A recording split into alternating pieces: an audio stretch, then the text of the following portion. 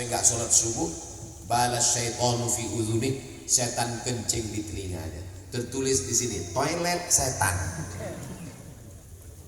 Subuh lewat, sampai di kantor, sibuk rapat meeting,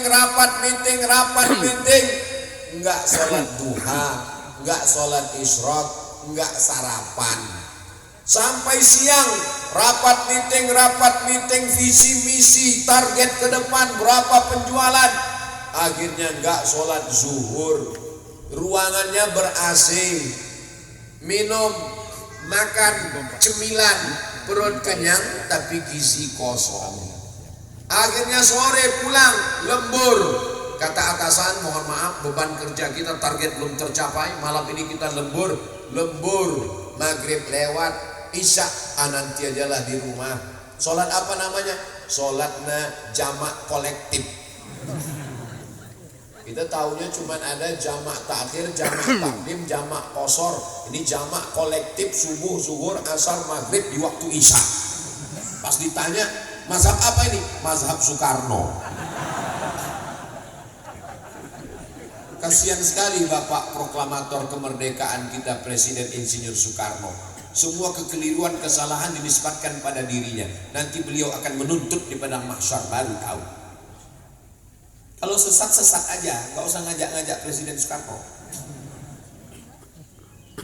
Akhirnya pulang ke rumah, anak sudah tidur, istri sudah tidur.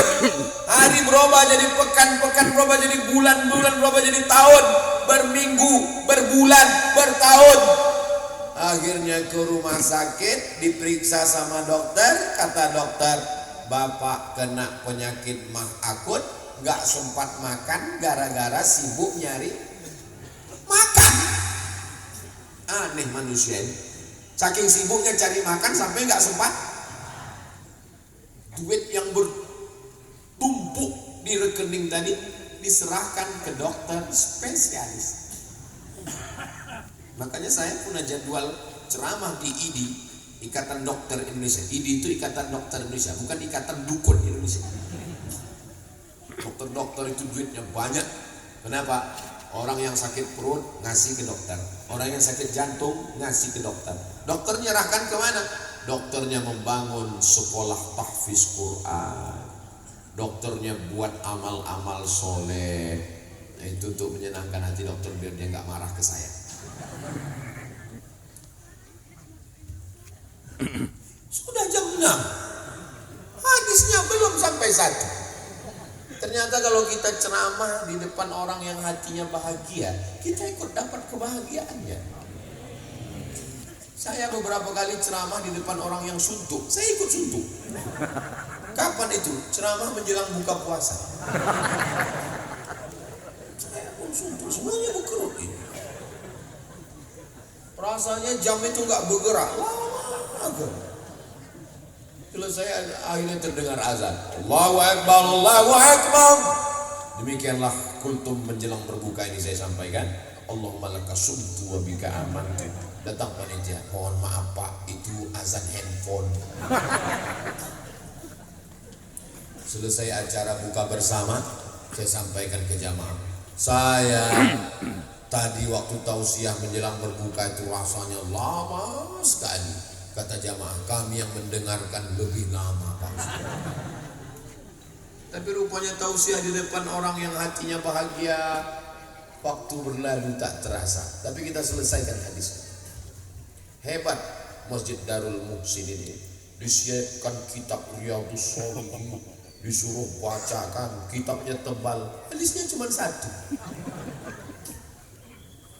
Belum pernah saya tausiah disiapkan kitab seperti ini. Ngaji pakai kitab Riyadhus Shalihin cuman di masjid dekat rumah saya, Jalan Kamboja di Riau.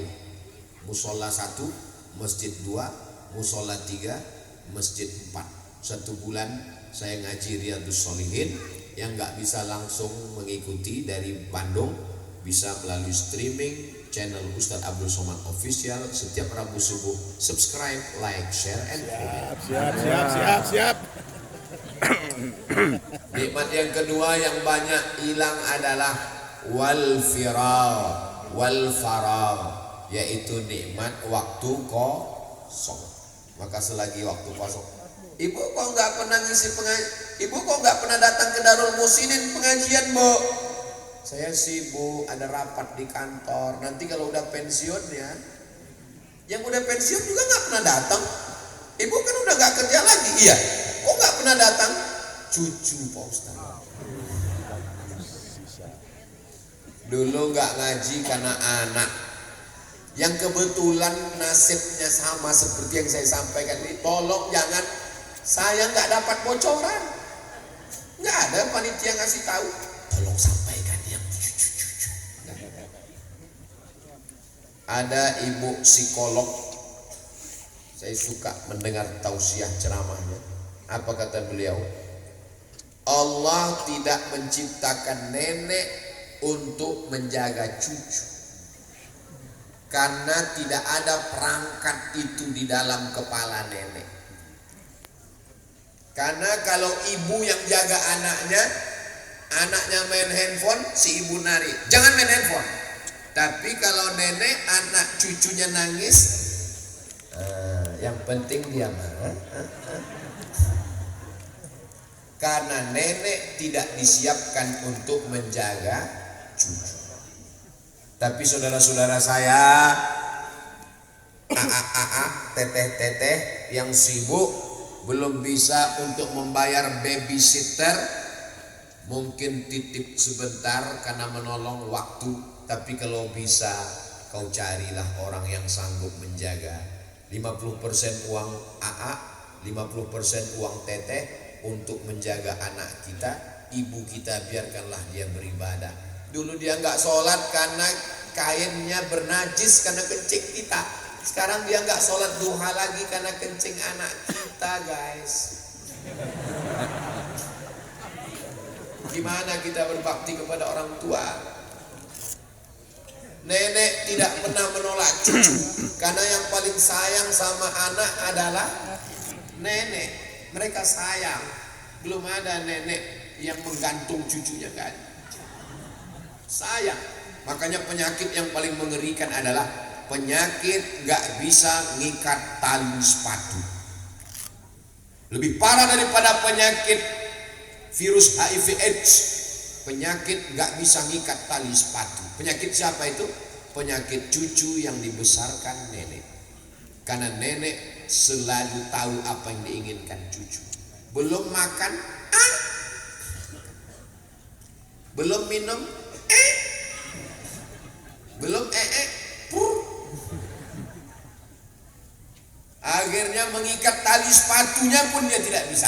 Maka muncullah generasi-generasi yang mandi jarang, karena nenek tidak memandikan cucu. Mau mandi? Enggak, ya enggak apa-apa, pel-pel dikit aja ya. Kalau ibu nggak bisa mandi.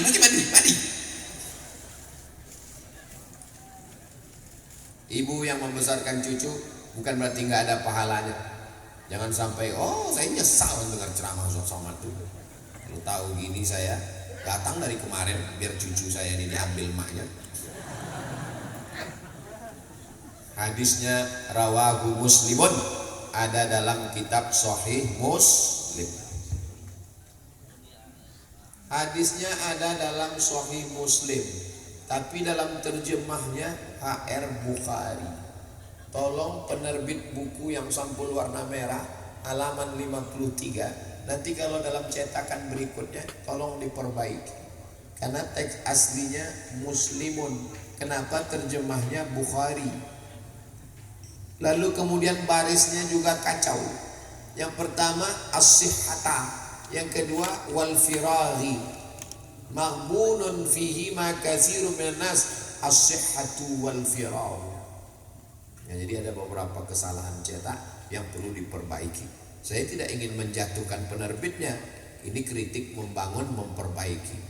Kalau Al-Quran diambil dari aplikasi, ini ayat Qurannya diambil dari aplikasi, maka hadis juga bisa diambil dari aplikasi. Jangan tulis sendiri, karena kalau tulis sendiri itu kalau yang nggak ngerti nahu bisa kacau semua. Ni'matani maghbunun fihi ma katsirun minan nas, as-sihhata wal faraghi. Nggak bisa begitu, as-sihhatu wal faragh. Nah, Nah ini mesti diperbaiki, karena ini ditulis sendiri, tidak diambil dari aplikasi. Ustaz Somad itu menjatuhkan penerbit, saya nggak sebut nama penerbitnya, saya tidak merusak penerbit, penerbitnya bagus. Mudah-mudahan edisi yang akan datang edisi revisi, insya Allah. Amin ya Rabbal. Habis jam 6. Sekarang kita jawab pertanyaan. Memang belum, masih ada jawab pertanyaan.